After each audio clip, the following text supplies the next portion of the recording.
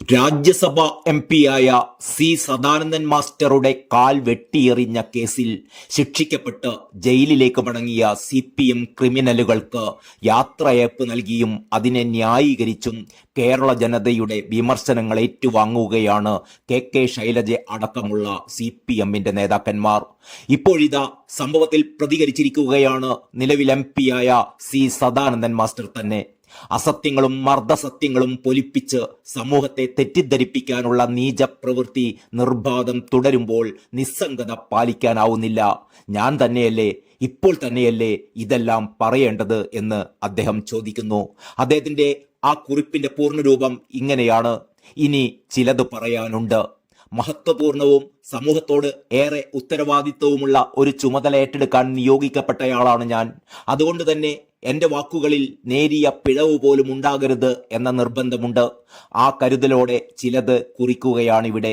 വേണോ വേണ്ടയോ എന്ന് പലകുറി ആലോചിച്ചു. പലതുകൊണ്ടും വേണം എന്നുറപ്പിച്ചു. ഒരിക്കലും പൊതു ഇടത്തിൽ ഇങ്ങനൊന്നു പാടില്ല എന്ന് തന്നെയായിരുന്നു ചിന്ത. പ്രത്യേകിച്ച് സമൂഹത്തിൽ അത് അനഭിലഷണീയമായ പ്രതികരണങ്ങൾ ഉണ്ടാക്കുമെന്ന് തോന്നിയതുകൊണ്ട്, ഒരിക്കലും ആരിലും ആവർത്തിക്കരുതെന്ന് ആഗ്രഹിക്കുന്ന ദുരന്തമായതുകൊണ്ട്, ചോര കൊണ്ടുള്ള കളി നാം ആഗ്രഹിക്കുന്ന സമാജ പ്രവർത്തനത്തിന് അനുഗുണമല്ല എന്ന് എന്റെ പ്രസ്ഥാനം പഠിപ്പിച്ചതുകൊണ്ട്. എന്നാൽ ഇപ്പോഴെന്തുകൊണ്ട് എന്ന് ചോദിച്ചേക്കാം. അസത്യങ്ങളും മർദ്ദസത്യങ്ങളും പൊലിപ്പിച്ച് സമൂഹത്തെ തെറ്റിദ്ധരിപ്പിക്കാനുള്ള നീച പ്രവൃത്തി നിർബാധം തുടരുമ്പോൾ നിസ്സംഗത പാലിക്കാനാവുന്നില്ല. ഞാൻ തന്നെയല്ലേ, ഇപ്പോൾ തന്നെയല്ലേ ഇതെല്ലാം പറയേണ്ടത്. പറയുകയാണ്. അല്പം നീണ്ടുപോയേക്കാം, ക്ഷമിക്കുക. 31 വർഷം മുമ്പാണ് ഒരു രാത്രി CPMന്റെ പ്രവർത്തകന്മാർ എന്റെ ഇരുകാലുകളും മുട്ടിന് താഴെ അറുത്തുമാറ്റി കൊല്ലാക്കൊല ചെയ്തത്. അന്ന് വയസ്സ് 30.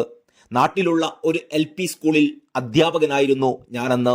ഇളയ സഹോദരിയുടെ നിശ്ചയിച്ച വിവാഹകാര്യം കൂത്തുപറമ്പിനടുത്ത് ആയിത്തര മമ്പറത്തുള്ള അമ്മാവനുമായി സംസാരിച്ച് തിരിച്ചു വരുമ്പോഴാണ് പെരിഞ്ചേരിയിലുള്ള എന്റെ വീട്ടിൽ നിന്ന് ഏതാണ്ട് 2 കിലോമീറ്റർ ഇപ്പുറത്തുള്ള ഉരുവച്ചാലിൽ വെച്ച് ഞാൻ ആക്രമിക്കപ്പെടുന്നത്. സാമാന്യം ജനത്തിരക്കുള്ള ചെറുപട്ടണമായിരുന്നു അത്. ബസ്സിറങ്ങി നടക്കാനായി തിരിയുമ്പോഴാണ് അവിടെ റെഡ് സ്റ്റാർ ടൈലേഴ്സ് എന്ന സ്ഥാപനത്തിൽ നിന്നിറങ്ങി വന്ന അക്രമികൾ എന്നെ വളഞ്ഞത്. ഒന്ന് കുതറി മാറി രക്ഷപ്പെടാനുള്ള ശ്രമം പോലും സാധ്യമാകാത്ത തരത്തിൽ അവരെന്നെ പിടികൂടി റോഡിൽ തട്ടി വീഴ്ത്തി. അതിനിടയിൽ 1-2 ഉഗ്ര സ്ഫോടനങ്ങളുടെ ശബ്ദം കേട്ടത് ഞാൻ ഓർക്കുന്നു. നിമിഷം കൊണ്ട് കടകളെല്ലാം അടഞ്ഞു, ജനങ്ങൾ ചിതറിയോടി.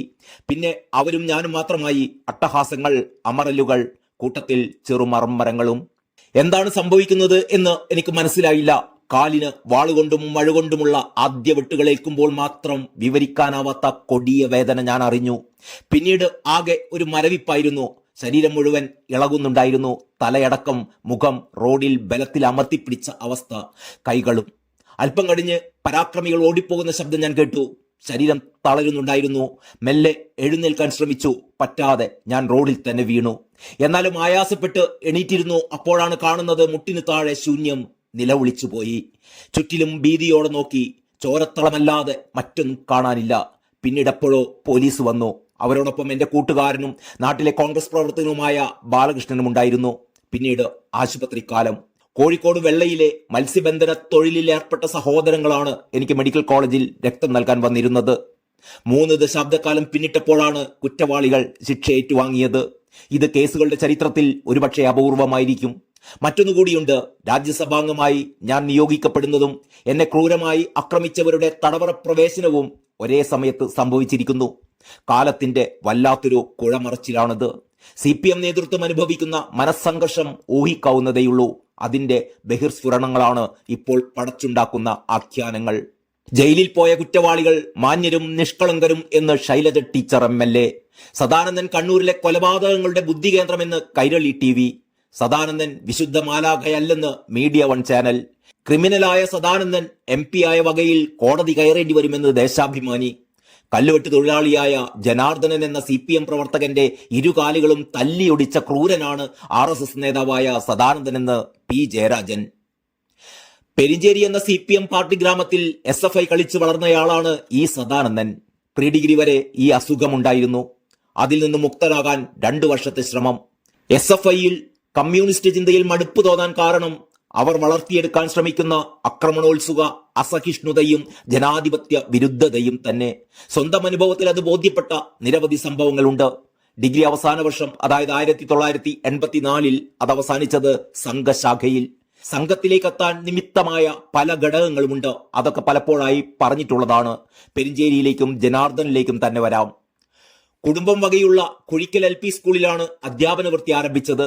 കുട്ടികളെ ഏറെ സ്നേഹത്തോടെയാണ് സമീപിക്കാറുള്ളത്. അക്കൊല്ലം ഞാൻ ക്ലാസ് മാഷായ 4ാം ക്ലാസ്സിലെ ക്ലാസ് ലീഡർ സഖാവ് ജനാർദ്ദൻ എന്ന ജനേട്ടന്റെ മകളായിരുന്നു. നന്നായി പഠിക്കുമായിരുന്ന മിടുക്കിക്കുട്ടി. എന്നും സതുമാഷുടെ വിരലിൽ തൂങ്ങിയാണ് ആ മോള് നടക്കുക. വീട്ടിലെ വിശേഷങ്ങളൊക്കെ പറയും. അങ്ങനെ ഒരു സന്ദർഭത്തിലാണ് ജന്മാഷ്ടമി ആഘോഷം വരുന്നത്. 1993 സെപ്റ്റംബർ 6 ആണ് എന്നാണ് ഓർമ്മ. ആഘോഷങ്ങളുമായി ബന്ധപ്പെട്ട ഒരു പ്രവർത്തനത്തിലും ഞാൻ ഉണ്ടായിരുന്നില്ല.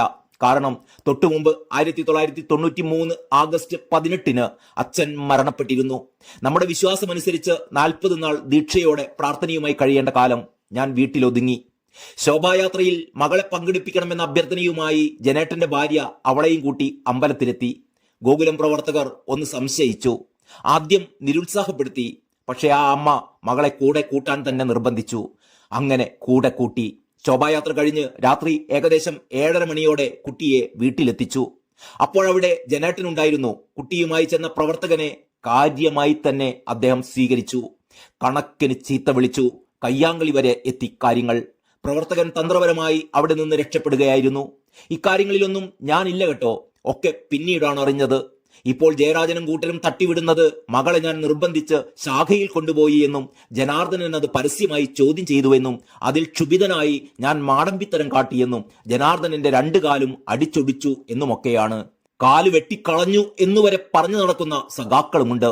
ശാഖയെക്കുറിച്ച് അറിയുന്നവർ മകളെ ശാഖയിൽ കൊണ്ടുപോയി എന്ന വാദം കേട്ടാൽ ചിരിക്കില്ലേ? ജനാർദ്ദനൻ എന്നെ ചോദ്യം ചെയ്യുന്നത് പോയിട്ട് മുഖാമുഖം കണ്ടിട്ട് പോലുമില്ല. അതവിടെ തീർന്നു എന്നാണ് വിചാരിച്ചത്. സെപ്റ്റംബർ 8 ഒരു കേരള ബന്ദ്. പെരിഞ്ചേരിയിലുള്ള ബാവോട്ടുപാറയിൽ സംഘപ്രവർത്തകർ നിർമ്മിച്ച ഒരു ബസ് ഷെൽട്ടർ ഉണ്ടായിരുന്നു. ബന്ദ് ദിവസം രാവിലെ കണ്ടത് ആ ഷെൽട്ടർ തകർത്ത് അവിടെയുണ്ടായിരുന്ന സിമന്റ് ബെഞ്ചൊക്കെ പൊട്ടിച്ച് കഷ്ണങ്ങളാക്കി റോഡിലിട്ടിരിക്കുന്നതാണ്. സ്ഥലത്ത് 50ഓളം സഖാക്കന്മാർ മസിൽ വിരിപ്പിച്ച് സംഘടിച്ച് നിൽക്കുന്നു. ഷെൽട്ടർ തകർത്തത് കണ്ട സംഘപ്രവർത്തകർ അവിടെയുണ്ടായിരുന്ന സഖാക്കളുമായി വാക്തർക്കത്തിലായി. അപ്പോഴും ഞാൻ വീട്ടിലായിരുന്നു. ആരോ വന്ന് എന്നെ വിവരം അറിയിച്ചു. പ്രശ്നം വഷളാകാതിരിക്കാൻ ഞാൻ അവിടേക്ക് ചെന്നു. സ്വയം സേവകരെ മാറ്റി നിർത്തി സ്ഥലത്തുണ്ടായിരുന്ന CPM പ്രാദേശിക നേതാക്കളുമായി സംസാരിക്കാൻ മുതിർന്നു. പെട്ടെന്ന് അന്തരീക്ഷം മാറുകയായിരുന്നു. ഞങ്ങൾ 5-6 പേർ, അവർ 50-ലേറെയും. ഞങ്ങളെ വളഞ്ഞു. മുദ്രാവാക്യം വിളി, കയ്യേറ്റം, മർദ്ദനം എല്ലാം അരങ്ങേറിയത് ജനാർദ്ദനന്റെ നേതൃത്വത്തിൽ. ഞാൻ ഉൾപ്പെടെ 4 പേർ ചെറിയ പരിക്കുകളുമായി ആശുപത്രിയിലായി. പ്രശ്നം പുകഞ്ഞു. CPMന്റെ ഭാഗത്തു നിന്ന് കൂടുതൽ പ്രകോപനങ്ങൾ ഉണ്ടായി. കൊടി നശിപ്പിക്കൽ, ഭീഷണികൾ, വെല്ലുവിളികൾ. അത് വീണ്ടും സംഘർഷത്തിലേക്കെത്തി. ജനാർദ്ദനും മർദ്ദനമേറ്റു. ഇത്രയും മതിയായിരുന്നു അവർക്ക്. ജനാർദ്ദനെ മർദ്ദിച്ചു എന്ന കേസിൽ അച്ഛൻ മരണപ്പെട്ട സാഹചര്യത്തിൽ വീട്ടിൽ ഒതുങ്ങിക്കഴിഞ്ഞിരുന്ന എന്നെ കളവായി പ്രതി ചേർത്തു. കേസ് വിചാരണക്കെടുത്ത മട്ടന്നൂർ മജിസ്ട്രേറ്റ് കോടതി സമയം മെനക്കെടുത്താതെ, വാദം പോലും അനുവദിക്കാതെ ആ കേസ് ചവറ്റുകൊട്ടയിലേക്ക് എറിഞ്ഞു. എന്നാൽ CPM നേതൃത്വം അനങ്ങിയില്ല. നേരത്തെ ഒരുക്കി കൂട്ടിക്കൊണ്ടുവന്ന ആസൂത്രിത ലക്ഷ്യം അവർ പൂർണ്ണമാക്കി. 4 മാസത്തിന് ശേഷം 1994 ജനുവരി 25 വർഗശത്രുവായ സദാനന്ദനെ ഒരു പരുവത്തിലാക്കി. മുട്ടിലിഴഞ്ഞ് നടക്കട്ടെ എന്നവർ തീരുമാനിച്ചു. സംഘപ്രവർത്തകർ രോഷാകുലരായിരുന്നു. സ്ഥിതി പെട്ടെന്ന് വഷളായി. പിന്നീടെല്ലാം എല്ലാവർക്കും അറിയുന്നത്. പ്രിയരെ, അവർ അവിടെയും നിർത്തിയില്ല. വീണ്ടും എന്നെ ദ്രോഹിച്ചു പലതരത്തിൽ. എനിക്ക് പ്രിയപ്പെട്ട പ്രമുഖ സംഘ കാര്യകർത്താക്കളെ വകവരുത്തി. പക്ഷേ തളർന്നില്ല, മുട്ടിലിഴഞ്ഞില്ല. ആദർശം നൽകുന്ന കരുത്തിൽ നെഞ്ചുവിരിച്ച് ഞാൻ നിവർന്നു നിന്നു. വെപ്പുകാലുകളെങ്കിലും ഉറച്ച പദം വെച്ച് മുന്നോട്ട് നീങ്ങി. എന്റെ പ്രസ്ഥാനത്തിന്റെ പിൻബലത്തിൽ, എന്റെ പ്രിയ സഹോദരങ്ങളുടെ കരുതലിൽ, സഹധർമ്മചാരിണിയായി നിഴൽ പോലെ കൂടെയുള്ള ജീവിത പങ്കാളിയുടെ പിന്തുണയിൽ. എല്ലാം അറിഞ്ഞിട്ടും ഒന്നും സംഭവിക്കാത്ത പോലെ അച്ഛന് സന്തോഷം മാത്രം തന്നുകൊണ്ടിരിക്കുന്ന പൊന്നുമോളുടെ താങ്ങിൽ. എനിക്ക് ഇനിയുമേറെ ചെയ്യാനുണ്ട് എന്ന് എന്റെ പ്രസ്ഥാനം നിശ്ചയിച്ചു കാണും. അങ്ങനെ പുതിയ ദൗത്യം ഏൽപ്പിച്ചിരിക്കുകയാണ്. നമ്മുടെ ശിരസ്സോടെ അതേറ്റെടുത്തു. എന്റെ നേതാക്കൾക്ക്, എന്റെ പ്രധാനമന്ത്രിക്ക് ഞാൻ വാക്കുകൊടുത്തു കഴിഞ്ഞു. അത് പാലിക്കണം. എന്റെ മാർഗത്തിൽ മാർഗദീപമായി ജ്വലിക്കുന്ന ബലിദാനികൾ, തണലൊരുക്കുന്ന അവരുടെ കുടുംബാംഗങ്ങൾ, രാജ്യം മുഴുവൻ എന്റെ കൂടെയുണ്ട് എന്നറിയുമ്പോൾ ആത്മവിശ്വാസം വാനോളം. അവസാനമായി CPM നേതാക്കന്മാരോട് ഒരഭ്യർത്ഥന. കാലം മാറി. ആളുകളെല്ലാം അറിയുന്നുണ്ട്. നിങ്ങൾ പഴഞ്ചൻ പ്രാകൃത ചിന്തകളുടെ തടവറയിലാണിപ്പോഴും. അതിൽ നിന്ന് നിങ്ങളാദ്യം പുറത്തു കടക്കുക. അണികളെയും അതിനനുവദിക്കുക. നമുക്ക് ആശയങ്ങൾ വെച്ച് മത്സരിക്കാം. ആയുധങ്ങൾ വേണ്ട. സത്യം പറഞ്ഞ് സംവദിക്കാം. നുണക്കൊട്ടാരങ്ങൾക്ക് മൊബൈൽ ഫോണിൽ ഒരു വിരൽ സ്പർശത്തിനെടുക്കുന്ന സമയം മാത്രമേ ആയുസുള്ളൂ. ഇത്രയുമാണ് സദാനന്ദൻ മാസ്റ്റർ എഴുതിയിരിക്കുന്നത്. നന്ദി, നമസ്കാരം.